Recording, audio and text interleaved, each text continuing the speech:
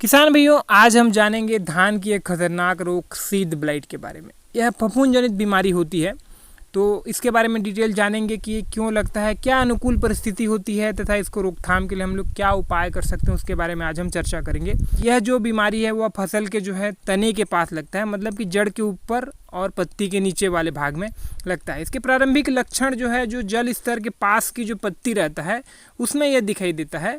पहले तो ये अंडाकार जो है अनियमित हरे भूरे रंग के जो है धब्बे बनते हैं, और जैसे जैसे धब्बे बढ़ते जाते हैं तो ये जो है काले भूरे या फिर बैंगनी भूरे रंग के हो जाते हैं। साथ ही साथ बाद में यह सफ़ेद रंग के हो जाते हैं। इससे जो है उपज का लगभग 25% तक का जो है नुकसान होता है। और यह जो बीमारी है ये मिट्टी जनित रोग होती है। इसके लिए कुछ अनुकूल परिस्थितियाँ होती है, जैसे कि यह तो है मिट्टी में उपस्थित रहता है, हमेशा यह मिट्टी में उपस्थित रहता है, तो इनको एक अनुकूल परिस्थिति जैसे कि जो नमी रहती है, आर्द्रता लगभग जो है 95 से लेकर 100% तक इसकी जो है जब नमी इसको मिलती है, 28 से लेकर 32 डिग्री सेल्सियस तक का तापमान जब मिलता है, तो यह बीमारी जो है हमारी धान की फसल में दिखना चालू हो जाता है। अब ऐसे भी समझ सकते हैं, बदली छाए रहे फिर भी आपको जो है उमस का एहसास हो, पसीना आपके निकले, तो आप समझ लेना कि यह बीमारी के लिए परफेक्ट वातावरण होता है। साथ ही साथ जो है नाइट्रोजन की ज़्यादा मात्रा में उपयोग करना भी ये बीमारी के होने के एक कारण होते हैं, और ज़्यादा घना बुआई करना यह भी इस बीमारी के एक कारण है। साथ ही साथ बार बार बारिश होते रहना ये भी एक कारण होता है। तो इतने जो है इसके अनुकूल परिस्थिति, इसमें से कोई एक भी परिस्थिति दिखा तो समझो यह बीमारी होने के चांसेस होते हैं। अब हम लोग बात करते हैं कि इसको हम लोग किस तरीके से जो है रोक सकते हैं। देखिए, इसके लिए एक सबसे बेहतर, क्योंकि मिट्टी जनित बीमारी है तो ये बीज के आसपास तो रहेंगे, तो आप जो है सबसे पहले सूडोमोनास फ्लोरेंस जो आती है 10 ग्राम पर किलोग्राम के बीज के हिसाब से जो है आपको उपचारित कर देना है।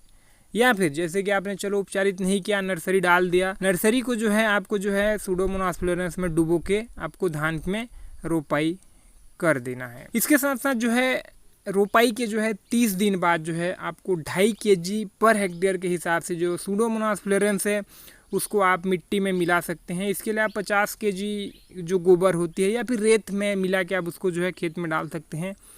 अगर फिर भी फसल में दिख गया तो आपको जो है सूडोमोनास जो होती है उसको आपको मतलब 0.2% के हिसाब से 10 दिन के अंतराल में आपको 2-3 बार आपको फसल में स्प्रे करना है।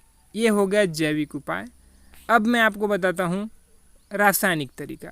देखिए, सीड ब्लाइट के लिए जो बेस्ट जो मेरे को फंगीसाइड लगता है वो हेक्साकोनाजोल है। लगभग आपको 250 रुपये में लीटर मिल जाता है।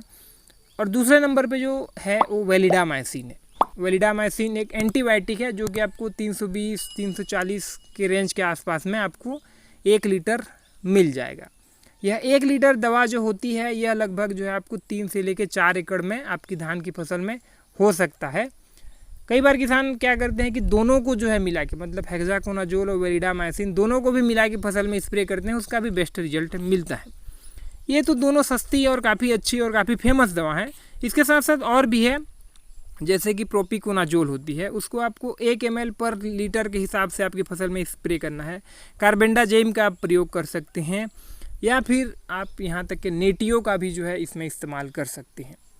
तो सबसे सस्ता, सुंदर और काफ़ी टिकाऊ जो मेरे को लगता है काफ़ी सालों से हम लोग इसको प्रयोग भी करते आ रहे हैं वो है हेक्साकोनाजोल या फिर वेलिडामाइसिन या फिर दोनों का मिक्सर। बहुत ही बेहतर रिजल्ट मिलता है सीड ब्लाइट में। जब भी आपको सीड ब्लाइट के लक्षण या फिर अनुकूल परिस्थितियाँ दिखे, तुरंत जो है आप अपने फसल में इसको डाल दीजिए। आप देखेंगे निश्चित तौर पे आपकी फसल जो है 100% क्लियर हो जाएगी। तो ये था आज का वीडियो सीड ब्लाइट के प्रति। इससे संबंधित कुछ भी आपके सवाल है, सुझाव हो तो प्लीज़ आप नीचे में कमेंट कर सकते हैं। वीडियो अच्छा लगा तो हर बार की तरह लाइक करके हमारे चैनल को भी सब्सक्राइब जरूर करिएगा। धन्यवाद।